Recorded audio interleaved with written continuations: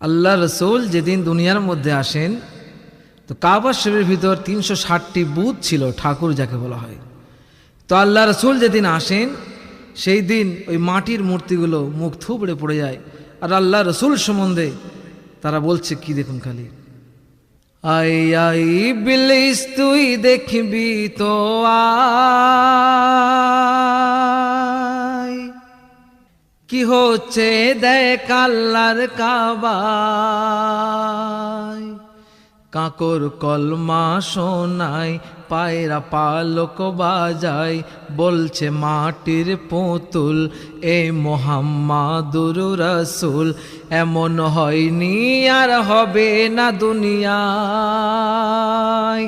আয় আয় ইবলিস তুই দেখবি তো আয়। ফুলের কলি বলা বলি করে, কে এলো নূরের ডলি চড়ে। তখন চার ফেরেশতা দেখায় রাস্তা সোজা, সরে যাও আসছে বান্দাদের রাজা। বলছে বুলবুলি ঠোঁট তোরা দেখবি তো ওঠ, বলছে বুলবুলি ঠোঁট তোরা দেখবি তো ওঠ। কে আসে বরের বেশে মক্কায়, কে আসে বরের বেশে মক্কায়। তোরা দেখবি তো আয় রে পাই পাই। কেন? কোরআন লেখা রয়েছে তার গায়ে মাই।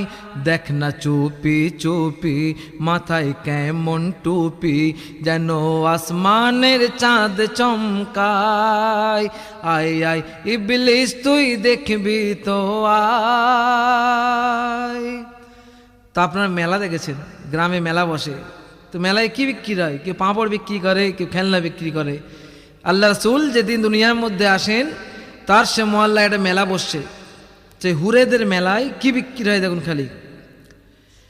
ভোরের বেলা মেলা বসে মক্কায়, হুরপরীরা ঝুড়ি নিয়ে বসে যায়। তো ঝুড়িতে কি রাখা? কেহ নামাজকে আনাজ করে নেয়, কেহ রোজাকে তাজা বলে দেয়। আর কি বেচে?